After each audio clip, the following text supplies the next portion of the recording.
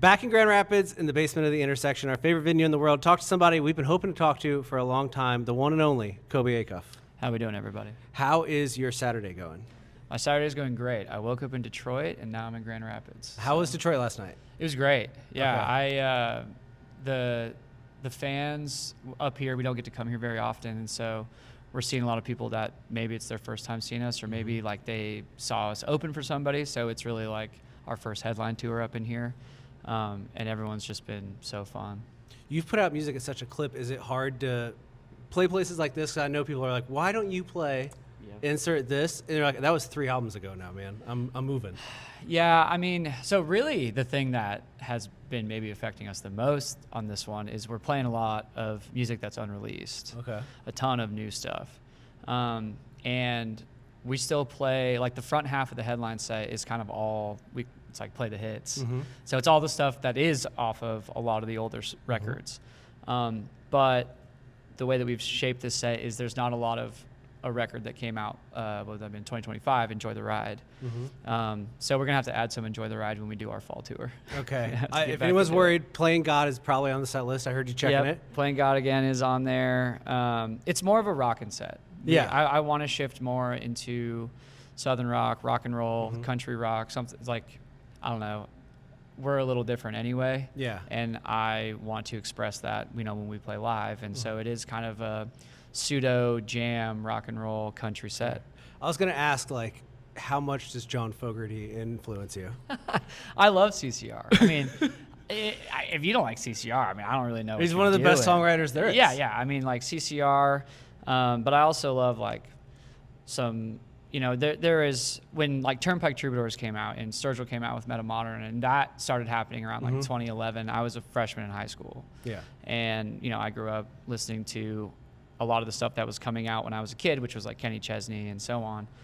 But my dad would always play me like the Waylon records and Willie and, CCR and a lot of that stuff. And so when I saw that could be a potential sound in the modern day, I latched onto it pretty hard. I love that. My dad did that with Bob Seger for me. I love Seger. Seger's so great. But then I remember I took him to see him live later in life, like near the end.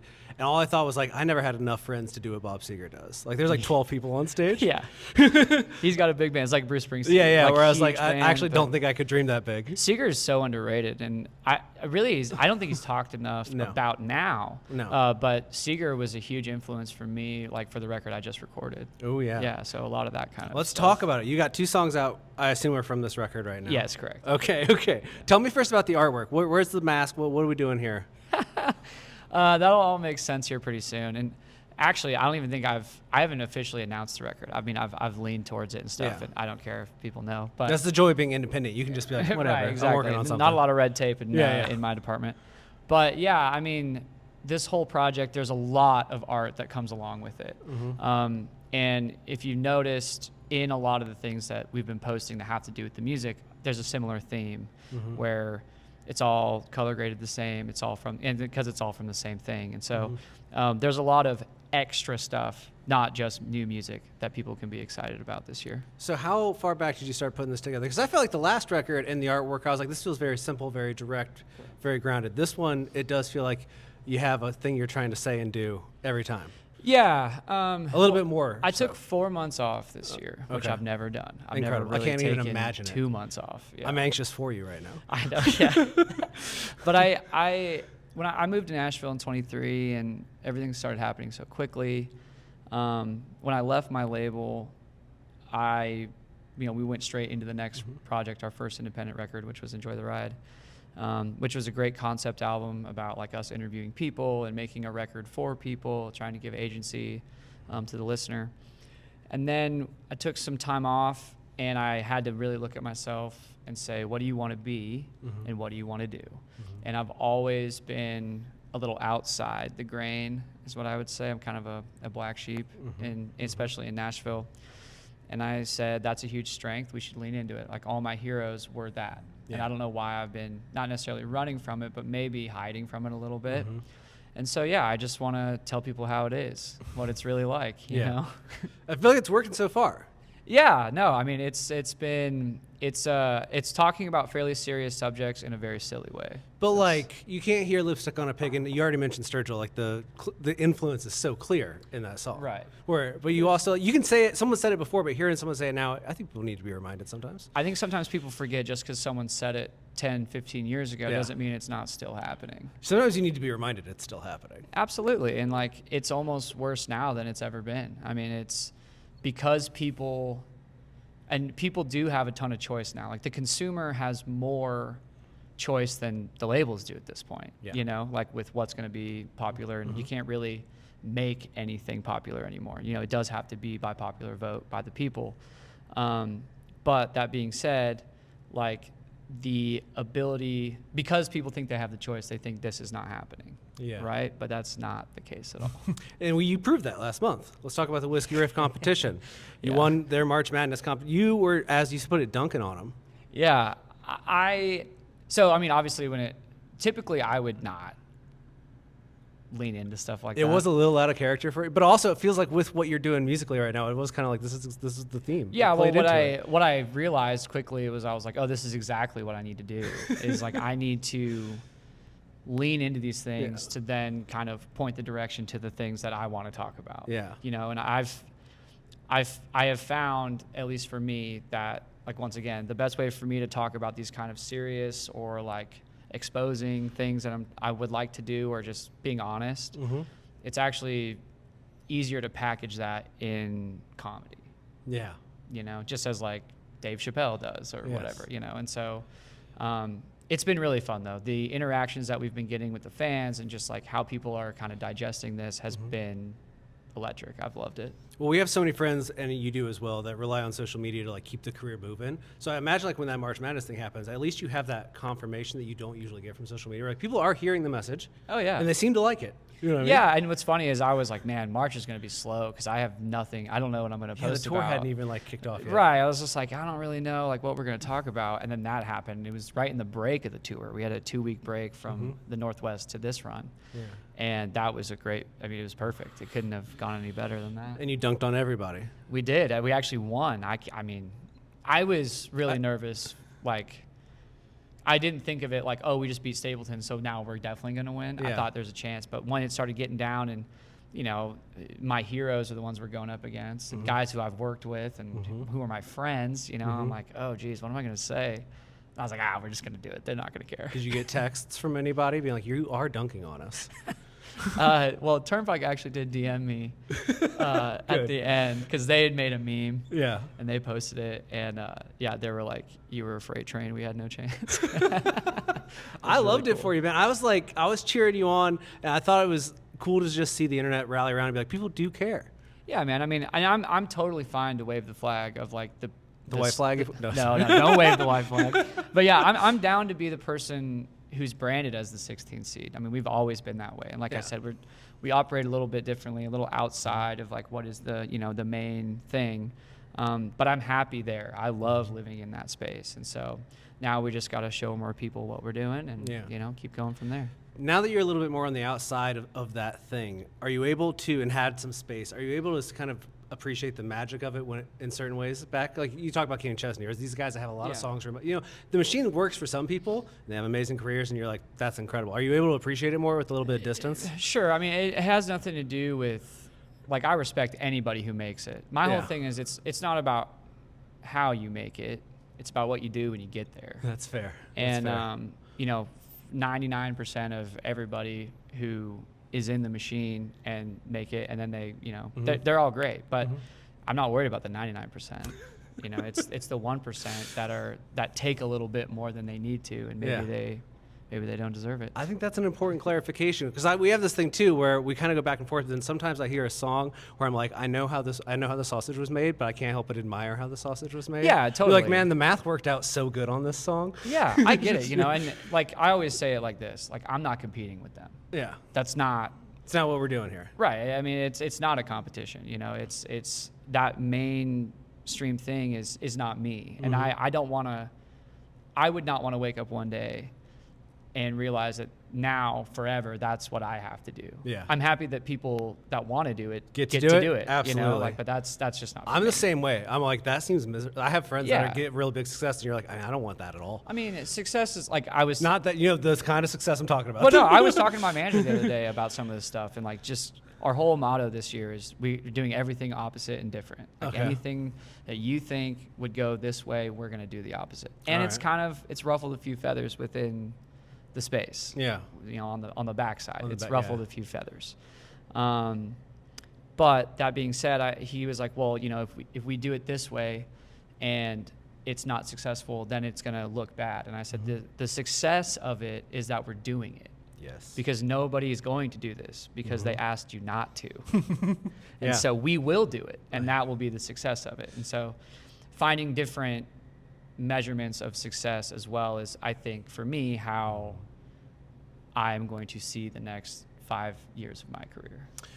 How well, now back to this March Madness thing, because there's a question I've been wondering around my house a few days. Because I know how it is when I tell her about our accomplishments sometimes, where I'm like, hey, this very meaningless thing happened to me, and I'm very excited about it. Absolutely. How did the missus react when you'd be like, oh, we are crushing Stapleton today? Oh, my wife? Yeah. She didn't give a shit.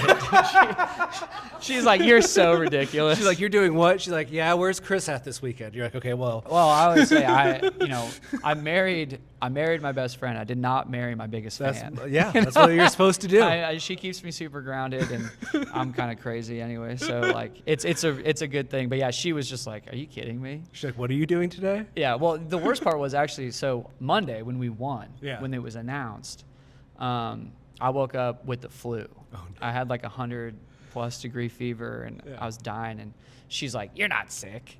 You know, I'm like, it's so cold in this house. I have a fever. And she's like, we're keeping it at 67. I'm like, oh my God. That's amazing. But yeah, so I was a little quiet on Monday, but Yeah. then, we got it going again. That's a good marriage right there. That's Absolutely. Yeah. She's- There's a lot of this tour left. I do want to get to it. yeah. It seems like you're ripping it up. People are buying tickets. You're doing well. I like the videos you're making in markets where you're like, we need you to come out. Do you feel like where you're at right now, especially after March, like, you feel more confident than you have heading into a new album cycle? Yeah, I mean, I think if anything, for me, confidence, like artistry is just confidence. That's all. I think they're synonymous with each other. And Yeah. I feel very confident in what we're doing right now just based on the fact that I feel very completed as an artist. Okay. You know, like I'm finally answering the call that I've been beckoning for a long time. And direction is everything. What do you think the change was? The change was, like I said, I mean, I think it was me actually sitting down and saying, all right, well, like, what do you want to do? You know, this is the time that you can, because, for 2 years I was with the label, and then really the 3 years I was independent before I was signed was me trying to get signed. And so I was trying to do that thing. And so finally, once the kind of the dust settled, it was finally, that question was finally, I think, something I could actually answer. Yeah. And so, yeah, I mean, I love the tour right now, and it's been selling really, really well. Some of the markets, though, when I got to get on and tell them, I just want to be honest with people. Yeah, I think that's I'm important. tired of, a lot of the thing, too, is like, as social media is a huge part of the business, and we're always trying to look the best, and so Photoshop is great for that and stuff, but I'm not doing that anymore. I pretty much film every show with an iPhone. I love it. And I also bought an iPhone. You'll see it tonight, but we pass it out in the crowd, and the crowd shoots the show. There you go. And then we can do with those as we want, and it's all about the fan interacting with what we're doing, and that's really all we want to have happen in a controlled environment. I'm more impressed that you found a simple way to do it, because I feel like a lot of people would try to do that, and it becomes a very complicated thing very quickly, or like there's an app involved. Yeah, like no one has stolen the phone yet or anything. Exactly. I mean, no one has, thank God, but, I mean... Fast forward to tomorrow. Where's the phone? Yeah, I had a thought where I was like, well, what would I do? Like if I was 22 again, but I was in this exact situation, what would I do if I was like completely broke, trying to get it going, whatever? And I just came up with all these grassroots plans, like the only thing that I could do, and so then we started there, and hopefully that'll swing. I mean, I think it is. When do we get the next song? End of this month. Wow, that's fast. Along with a ton of, like, at the end of April, We're kicking things a we're little gonna higher up. We're gonna give you another song, and we're gonna really start rolling into what this year is gonna really look like. Now, tell me vaguely what this song feels like. Don't even tell me about the song. Tell me what it feels like. It feels like Waylon. Okay. It's an outlaw country song, and it's my favorite song on the entire record. All right. It's in that vein. Okay. Did you write every song on this upcoming project? Do you have some co-writers this time around? I wrote this whole one solo. Okay. Is that important to you at this point? Yeah, like I don't, like I love co-writing and stuff. Mm-hmm. And I mean, I think we, after this record, we'll have like 86 songs out, Mm-hmm. I think. And I think of the 86, I've solo written like 72 of them. I was thinking today, I can only name like 3 that I know have guest writers. Right, and typically I would get in a room for a record and sit down and bounce some ideas, but because of how this record kind of came to be, and just because of some of the lyrical content that we were talking about, I was like, this would be a better message, I think, just from me, the artist, the songwriter, and then we can portray that with the band, and it's a little bit more streamlined. You got me so curious. I have so many questions I don't want to ask until We'll play it tonight. So. Okay, well there we go. I'll have more questions. I have more questions afterwards, but that's fine. Fair enough. Kobe, before I have to let you go, I have to ask this. I've been wondering for years. Is it Idahoan or Idahoer? Idahoan. Okay, we Googled this. It was like Idahoer. I was like, there's no way he's going to look at me in the eye and say Idahoer. I have not heard that one. Sometimes Google AI is a little shaky. Idahoan, yeah. Oh, man. I love that. We were trying to figure out today why we first fell in love with your music. This is a weird thing to tell you straight on, but I think the Idaho element was a part of it, but it was also, she said, she was like, I've just never heard someone that sounds like that before. Yeah, there's a little bit of a unique thing there for sure. And I don't know, like, so personally, I kind of don't like my voice. Yeah. But you and- stuck with it. Well, I know it's not for everybody, but it is the thing that makes it uniquely Colby Acuff. So yeah, it's. This goes back to the confidence thing almost. Where yeah, you're like, I don't like it, but I got to just do it. Well, yeah, but I think the pieces of it that are really human, I leave in. Mm-hmm. Like we don't tune the vocals for the records. Everything is made very raw and like it's very human. It's how records used to be made. It's how records should be made, in my opinion. And the pieces of it for me, if you like it and you fall in love with it, I think it's because it's human. I love it. Is Plastic Horses still on the set list? We'll play it tonight. Oh yeah, that's absolutely still my jam. I think I'd put it top 3 Kobe, especially for co-writes. It might actually be a top 3 Kobe. Yeah. There's only like 12 of them. That's definitely one of them. Yeah, absolutely. It's still one of my favorites. Yeah. Oh, I love that too. Plus, when I hear the new stuff, I like to look back in the catalog. Like that's a song where maybe even unknowingly to you at the time, it was like we're going. This is the way we're running. Yeah, absolutely. Yeah, and actually, I've picked that up from one of my favorite songwriters. Like Bob Dylan did this a lot, where like you can go back and listen to Bob's catalog and you'll be like, man, he wrote Blown in the Wind 4 times before he actually wrote Blown in the Wind. Yeah. And you're just seeing what's on the other side and trying to stretch that rubber band artistically. And that's something that I'll always be doing that. Someone once told me that you're always trying to write the same song just in a different way your entire career, so pick one you like. Yeah, exactly. And I was like, the more I think, then the older I get, I go, man, that is happening a lot. And I just try to say, like, I'm trying to write my next favorite song. Yeah. And that's how I feel about it. But it is the exact same situation, like where you are trying to do the same thing. Well, end of April, a lot coming from Colby Acuff. And he's on the road, so you should definitely go see him live. It's a ripping show. It's quite the It's a little more rock and roll these days than some of the earlier shows I've seen, but I love it. It's plenty of the second half is rock and roll, the first half is folk country thing. Right, like most of the artists you've mentioned in this interview. Yeah, exactly. He's played into it. I love it. Kobe, thank you so much, man. Thank you. It was a pleasure.